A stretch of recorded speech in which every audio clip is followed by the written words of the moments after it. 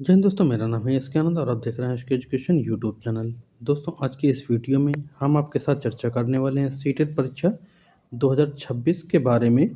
और इस वीडियो में बात करेंगे हम पर्यावरण अध्ययन का मॉडल पेपर 2 के बारे में। ठीक है, सीटेट परीक्षा 2026 में जो आपका पर्यावरण का अध्ययन होगा पार्ट, उसमें मॉडल पेपर 2 हम आपके लिए करें, जिसमें से आपके PYQ क्वेश्चन भी अवेलेबल होंगे इस मॉडल पेपर में। जैसा कि आप जानते हैं कि हर साल जो आपका सीटेट परीक्षा होती है, उसमें से अधिकतम क्वेश्चन PYQ के होते हैं। ठीक है, और अगर PYQ क्वेश्चन सीधा नहीं छपता तो उसके आधार पर ही जो पुराने प्रश्न पूछे जाते हैं, उन्हीं के आधार पर नए क्वेश्चन पुटअप किए जाते हैं। ठीक है, तो आपकी परीक्षा की दृष्टि से वीडियो काफ़ी ज़्यादा इम्पोर्टेंट होने वाली है, क्योंकि यहाँ से प्रश्न आपको सीधा पेपर में देखने को मिलेंगे। ठीक है, तो चलिए वीडियो में बढ़ते हैं आगे और देखते हैं आज का model paper number 2 EVS portion का। और हम आपको बता दें कि EVS के साथ साथ अन्य सब्जेक्ट के मॉडल पेपर देखने के लिए आप चैनल को सब्सक्राइब करके चैनल पर जाकर विजिट करके देख सकते हैं। तो चलिए देखते हैं आज का EVS का मॉडल पेपर 2। देखिए, आज के वीडियो का पहला क्वेश्चन है। यहाँ पर पहले हम बता दें हम कि यहाँ भाग 1 में आपका NCERT बेस्ड क्वेश्चन होते हैं 15, और भाग 2 में हमने आपको जो पैडागोजी का पोर्शन है वो हमने ले रखा है। ठीक है, तो जैसा कि 15 कंटेंट के होते हैं, 15 पैडागोजी होते हैं, तो यहाँ पर पहला प्रश्न है कंटेंट का, निम्नलिखित में से उस जानवर को चुनिए जिसके देखने की मनुष्य की क्षमता से 4 गुनी अधिक है। ठीक है, तो ऑप्शन ए कह रहा है बाघ शेर गिद्ध, ऑप्शन बी कह रहा है चील गिद्ध बाज, ऑप्शन सी कह रहा है कौवा चील शेर, और ऑप्शन डी कह रहा है कि बाघ बाज और कौवा। ठीक है, तो यहाँ पर कौन सा ऑप्शन होगा, जल्दी जल्दी आप नीचे कमेंट करिएगा। देखिए, 4 ऑप्शन है, क्वेश्चन आप एकदम साफ दिख रहा है क्वेश्चन और उसके विकल्प।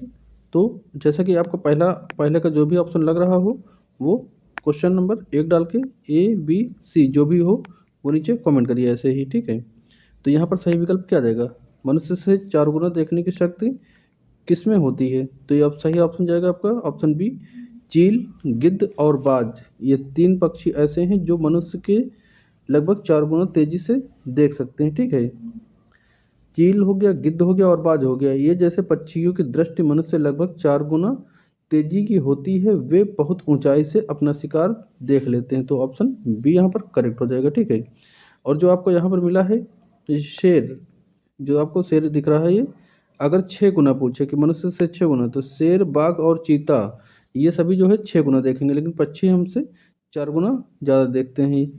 नेक्स्ट क्वेश्चन है, नेफेंथीज एक ऐसा पौधा है जो मेढक कीड़े और यहाँ तक कि चूहों को भी फंसाकर खा जाते हैं। हमारे देश में यह पौधा कहाँ पाया जाता है। ठीक है, तो यह जो नफिंदिस पौधा होता है, ये हमारे देश में कहाँ पर पाया जाता है, आपको ये बताना है। ठीक है, तो क्या अरुणाचल प्रदेश में पाया जाता है, मेघालय में पाया जाता है, असम में, या फिर उड़ीसा में। तो सही जवाब क्या हो जाएगा, सही जवाब जाएगा बेटा आपका मेघालय। ठीक है, मेघालय में नेफेंथिस पौधा पाया जाता है। नेफेंथिस का है या फिर घटपाणी पौधा का है, यह भारत के मेघालय राज्य में पाया जाता है। यह नाइट्रोजन की कमी को पूरा करने के लिए कीटों का जो है भक्षण करता है। ठीक है, हमने आपको कई बार चित्र बना के बताया है, घड़ानुमा एक फूल होता है जो कि सुगंध छोड़ता रहता है। ठीक है, खिलता है जब ये फूल, तो ये सुगंध छोड़ता रहता है, तो इससे जो होता है कीड़े मकोड़े मेढक चूहे इत्यादि इससे आकर्षित होते हैं। जैसे ही आकर यहाँ पर बैठते हैं सुगंध के लिए, वैसे ही क्या करता है, ये अपना घड़ा बंद कर लेता है मुंह, तो इसके अंदर कीड़े मकोड़े गिर के मर जाते हैं। और यह क्यों करता है, तो नाइट्रोजन की कमी को पूरा करने के लिए ये कीड़े मकोड़ों का शिकार करता है। ठीक है, अगला क्वेश्चन है कि नीचे दिए गए कथनों में से स्लॉथ के विषय में कौन सा कथन उचित है, जो वो चुनना है आपको। ठीक है, कथन चुनना है, सही कथन को चुनना है। तो ऑप्शन ए कह रहा है कि यह भालू जैसा दिखता है और दिन में लगभग 20 घंटे सोता है, तो क्या ये सही है। फिर ऑप्शन बी कह रहा है कि यह जिस पेड़ पर रहता है उसी के पत्ते खाकर पलता है। ऑप्शन सी कह रहा है इसका जीवन काल 50 वर्ष होता है। या फिर ऑप्शन डी कह रहा है यह सप्ताह में एक बार शौच के लिए पेड़ से नीचे उतरता है। तो देखिए, ये थे आपके विकल्प। ठीक है, अब इनके आधार पर आपके यहाँ पर विकल्प अब चुनना है। ठीक है, तो कह रहा है केवल ए और बी सही है, या फिर ऑप्शन केवल, देखिए अब आपको एकदम सही समझ में आएगा कि कौन सा विकल्प सही है कौन सा नहीं है। तो ऑप्शन आपका ए कह रहा है पहला ऑप्शन कि केवल ए बी, यानी कि आपका भालू जैसा दिखता है और 20 घंटे सोता है। या फिर और उसके साथ ऑप्शन बी के साथ जा रहा है जिस पेड़ पर रहता है उसी के पत्ते खाता है। ऑप्शन सी कह रहा है, ऑप्शन सेकंड केवल बी और डी सही है, ऑप्शन थर्ड कह रहा है कि ए, बी और सी सही है, और ऑप्शन डी कह रहा है कि ए, सी और डी सही है। तो इसमें कौन सा विकल्प आपका सही हो जाएगा? तो इसमें देखिए, इसमें जो सेकंड विकल्प है, सेकंड विकल्प यानी कि केवल बी और डी सही है। क्यों? क्योंकि यहाँ पर जो आपका 20 घंटे दिया है, 20 घंटे नहीं 17 घंटे होता है, 17 घंटे सोता है, ठीक है। ये भालू जैसा तो दिखता है, लेकिन ये 17 घंटे सोता है, 20 घंटे नहीं सोता है। ऑप्शन ये सी क्यों गलत है? क्योंकि यहाँ पर 50 नहीं 40 वर्ष का इसका जीवन काल होता है, लेकिन यहाँ पर आपका जिस पेड़ पर रहता है ये स्लॉथ, उसी की पत्ती खाकर जीता है, ठीक है। उसी की पत्ती खाकर पलता रहता है, और यह सप्ताह में केवल एक बार शौच के लिए नीचे उतरता है। इसलिए ऑप्शन बी और डी आपका करेक्ट होगा। तो ऑप्शन सेकंड यहाँ पर सही है, ठीक है। नेक्स्ट क्वेश्चन है कि बिहार के गांव में किसान अतिरिक्त धन कमाने के लिए मधुमक्खी पालन करने करके शहद एकत्र करने का कार्य करते हैं। मधुमक्खी पालन शुरू करने का सबसे अच्छा समय कौन सा होता है? तो मधुमक्खी पालने का सबसे अच्छा समय कौन सा होता है? क्या जनवरी से मार्च होता है, मार्च से जून होता है, जुलाई से सितंबर होता है, या अक्टूबर से दिसंबर होता है? तो यहाँ पर सही जवाब क्या जाएगा? सही जवाब जाएगा बेटा ऑप्शन डी। कौन सा? ऑप्शन डी, ठीक है। ये अक्टूबर से दिसंबर का टाइम जो होता है, ये जो मधुमक्खियाँ होती हैं ये अंडे देती हैं, इसलिए सबसे अच्छा समय यही होता है, ठीक है, मधुमक्खियाँ पालने का। तो ऑप्शन डी यहाँ पर करेक्ट हो जाएगा। नेक्स्ट क्वेश्चन है, निम्नलिखित में से भोजन पकाने का तरीका का सबसे उपयुक्त समय जो है समूह कौन सा है इसमें? तो ऑप्शन ए कह रहा है कि उबाल कर गूथ कर भून कर। ऑप्शन सी कह रहा है, बी कह रहा है सेक कर तल कर भून कर। ऑप्शन सी कह रहा है तल कर भिगो कर भून कर, या ऑप्शन डी कह रहा है सेक कर, उबाल कर और बेल कर। तो भोजन पकाने को जो सही होता है वो होता है ऑप्शन बी, ठीक है। सही मेथड क्या होता है? ऑप्शन बी, सेक कर तल कर और भून कर। ऑप्शन बी आपका करेक्ट हो जाएगा। सेक कर जैसे कि रोटी, तल कर जैसे पूड़ी, और भून कर जैसे आलू, ठीक है, ये सभी पकाने की विधियां हैं। गूथना, भिगोना, बेलना ये पकाने की तैयारी की विधि नहीं है, ठीक है। तो ऑप्शन बी यहाँ पर आपका हो जाएगा करेक्ट। नेक्स्ट क्वेश्चन है, कप्पा भारत के किस राज्य में एक प्रमुख खाद्य पदार्थ है जिसे लोग अपने घर के आंगन में उगाते हैं? कप्पा जिसको टाइपिको कहा जाता है, ठीक है। टाइपिको जो होता है ये कहाँ पर खाया जाता है आपको ये बताना है, या मतलब किस राज्य में लोग अपने आंगन में इसको उगाते हैं? तो क्या केरल में, तमिलनाडु में, आंध्र प्रदेश में, या फिर कर्नाटक में? तो इसका सही जवाब क्या हो जाएगा? तो इसका बेटा सही जवाब हो जाएगा आपका ऑप्शन ए। कप्पा कहाँ पर खाया जाता है, या अब किस मतलब कहाँ किस राज्य के आंगन में लगाया जाता है? तो ये केरल में, ठीक है। कप्पा यानी कि टेपिकोआ साबूदाना का स्रोत है, केरल में बहुत लोकप्रिय है, और इसे ज़मीन के नीचे उगाया जाता है, ठीक है। और इसको जो केरल के लोग हैं नारियल के तेल में बनाकर खाते हैं, ठीक है। ऑप्शन यहाँ पर ए आपका सही हो जाएगा। नेक्स्ट क्वेश्चन है, कोई भी पक्षी इसमें से कोई पक्षी पेड़ की ऊंची डाल पर अपना घोंसला बनाता है या पक्षी हो सकता है? तो पेड़ की ऊंची डाल पर कौन सा पक्षी जो है घोंसला बनाएगा? क्या आपका जो है शकरखोरा बनाता है, कलचुड़ी बनाता है, कौवा, या फिर ऑप्शन डी कह रहा है कि फाख्ता? तो यहाँ पर सही जवाब क्या जाएगा? सही जवाब है ऑप्शन सी, यानी कि कौवा। कौवा पेड़ की सबसे ऊंची डाल पर घोंसला बनाता है, जिसमें से घोंसला बनाने में ये जो है लोहे के तार का और कॉटन का प्रयोग करता है, ठीक है। तो ऑप्शन यहाँ पर सी आपका करेक्ट हो जाएगा। अगला क्वेश्चन, क्वेश्चन नंबर 8, मृत सागर के बारे में क्या खास है? तो क्या खास है? क्या इसका पानी महासागरों से मीठा होता है? ये सही है। तो मीठा नहीं होता है, ये इसका पानी बहुत ज़्यादा खारा होता है, ठीक है। ऑप्शन बी कह रहा है इसमें मछलियाँ बहुत अधिक मात्रा में पाई जाती हैं। तो इसमें मछलियाँ जो होती हैं अधिक मात्रा में नहीं पाई जाती हैं, बहुत कम पाई जाती हैं। ऑप्शन सी कह रहा है इसका पानी सबसे खारा है, लगभग 300 ग्राम प्रति लीटर पानी में नमक होता है, ठीक है। और ऑप्शन डी कह रहा है इनमें से वस्तु डूब नहीं सकती, इसमें कोई भी वस्तु डूब नहीं सकती। तो यहाँ पर जो सही विकल्प दिया है ये क्या दिया है? तो ऑप्शन सी यहाँ पर दिया है, इसका पानी सबसे खारा है, लगभग 300 ग्राम नमक प्रति लीटर पानी में। यानी कि यहाँ इस जो मृत सागर की लवणता है बहुत अधिक है, जिसमें से 1 लीटर पानी में लगभग 300 ग्राम नमक मिल जाता है। यहाँ पर ऑप्शन सी आपका करेक्ट है। नेक्स्ट है आपका क्वेश्चन नंबर 9, गांधी जी की दांडी यात्रा निम्नलिखित में से किसका विरोध करने के लिए थी।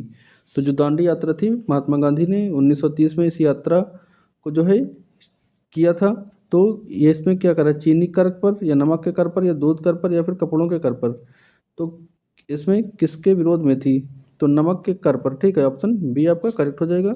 दांडी यात्रा 1930 में अंग्रेजों द्वारा लगाए गए नमक कर के विरोध में की गई थी, जिसमें से अहमदाबाद से दांडी नामक स्थान पर जाकर महात्मा गांधी ने नमक बनाकर इस सत्याग्रह को पूरा किया था। ठीक है, ऑप्शन बी यहाँ पर करेक्ट हो जाएगा। नेक्स्ट क्वेश्चन है, नीचे दिए गए किसी एक राज्य में बांस को हरा सोना कहा जाता है, जहाँ वहाँ पर झूम खेती भी प्रचलित है। तो बांस को हरा सोना और झूम खेती कहाँ पर है? ठीक है, बांस को हरा सोना कहाँ पर कहते हैं और झूम खेती कहाँ पर? तो क्या मिजोरम, मणिपुर, नागालैंड, असम, इसमें से कौन सा सही जवाब हो जाएगा? तो इसमें सही जवाब हो जाएगा बेटा मिजोरम। ठीक है, मिजोरम में जो है बांस को हरा सोना कहते हैं, बांस को हरा सोना कहते हैं, और क्या कहते हैं, और यहाँ पर जो है झूम खेती प्रचलित है। झूम खेती जो है क्या होती है, स्थानांतरित खेती भी इसको कहते हैं। ठीक है, और बांस का उपयोग चिराव नृत्य में भी किया जाता है। ठीक है, नेक्स्ट क्वेश्चन है, जब कोई सपेरा अपने वाद्य यंत्र यानी बीन को बजाता है तो सांप उसकी ध्वनि पर अपने सिर को इधर उधर घुमाता है।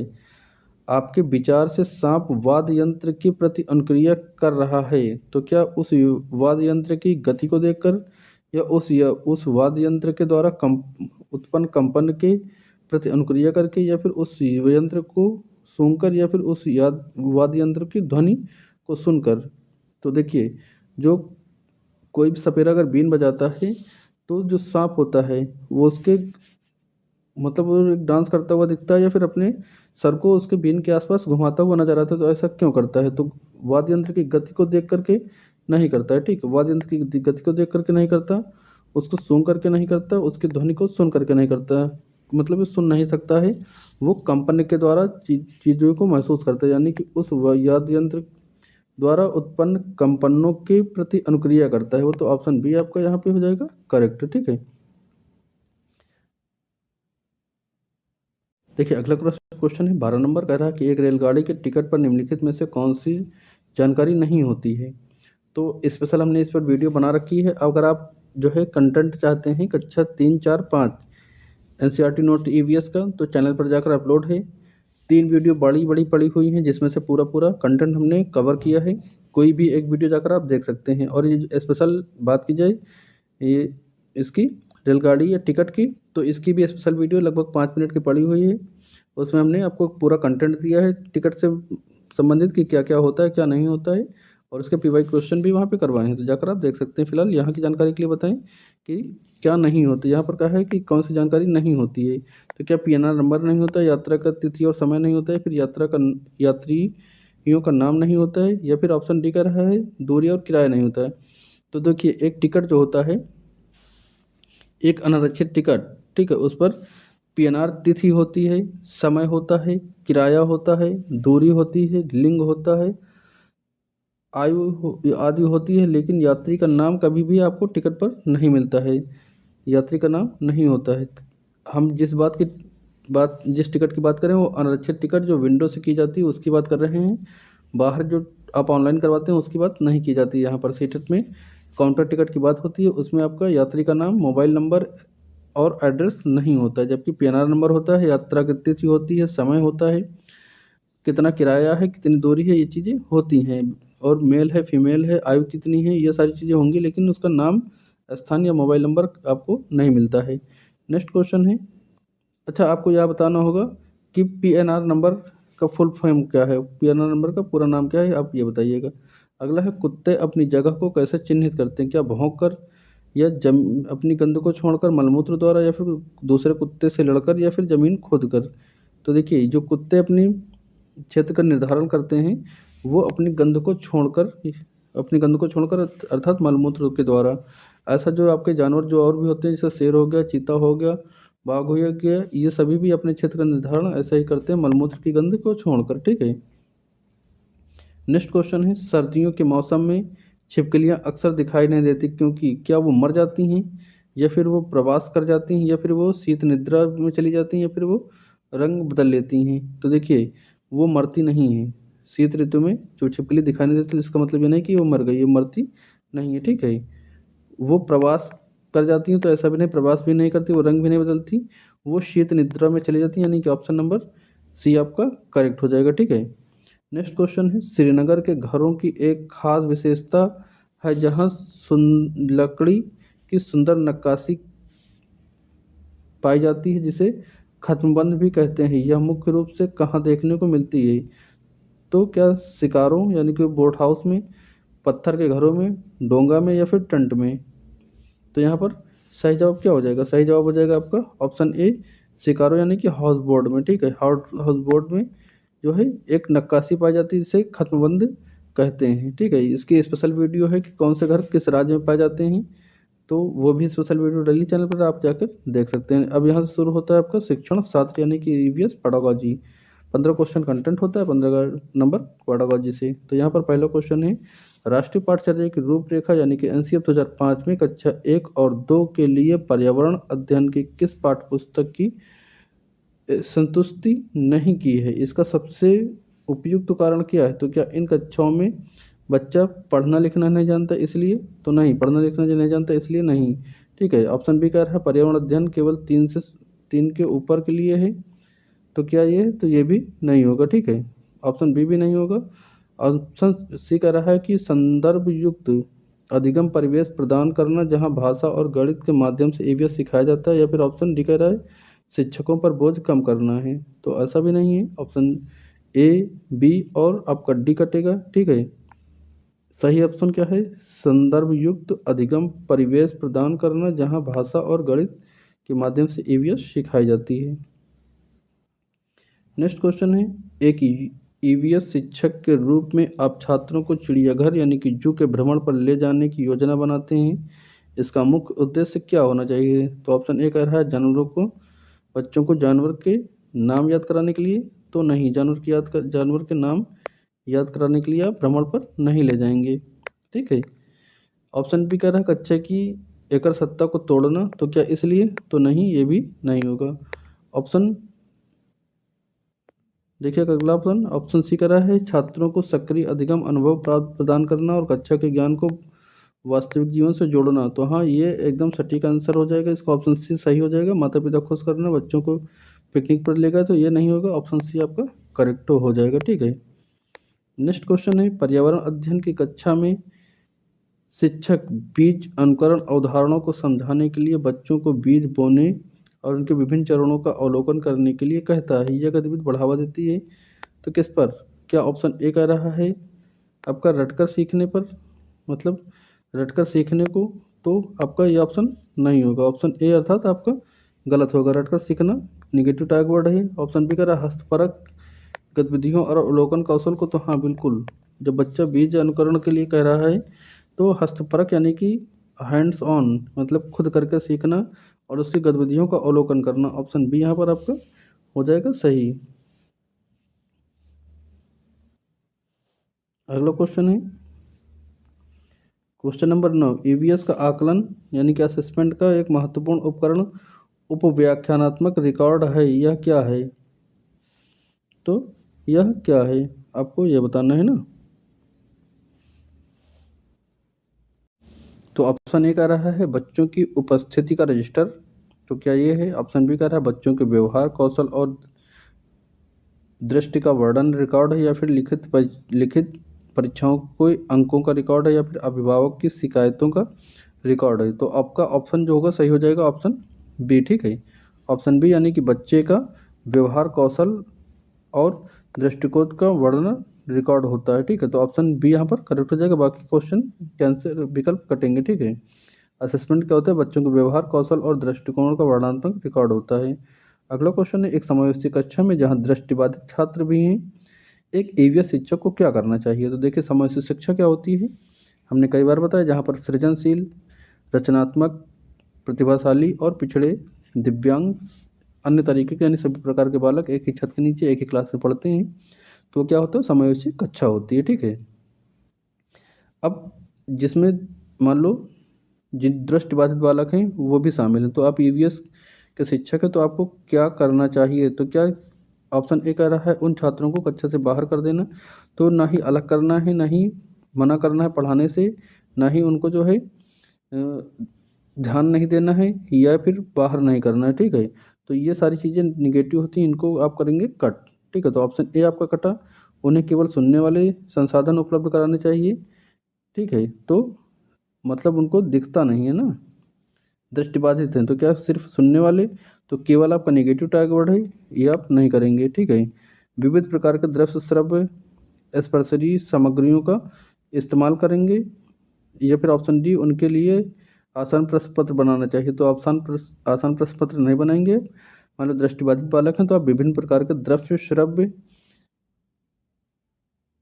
और स्पर्शनीय, ठीक है, जैसे ब्रेल लिपि का प्रयोग करने के आप उनको पढ़ा सकते हैं। तो ऑप्शन सी आपका क्या हो जाएगा, ऑप्शन सी यहाँ पर आपका करेक्ट होगा। ठीक है बेटा, नेक्स्ट क्वेश्चन है, ईवीएस शिक्षण में कहानी का उपयोग क्यों किया जाता है। कहानी का उपयोग एक प्रभावी शिक्षक शास्त्रीय तकनीक है, क्योंकि तो देखिए जो आपका कहानी हो गई, कविताएं हो गई, इनसे क्या होता है, इनसे बच्चों का जो है क्या होता है, क्या मनोरंजन कराती हैं, तो नहीं, मनोरंजन नहीं कराती हैं। अनुशासन बनाए रखती हैं, तो नहीं।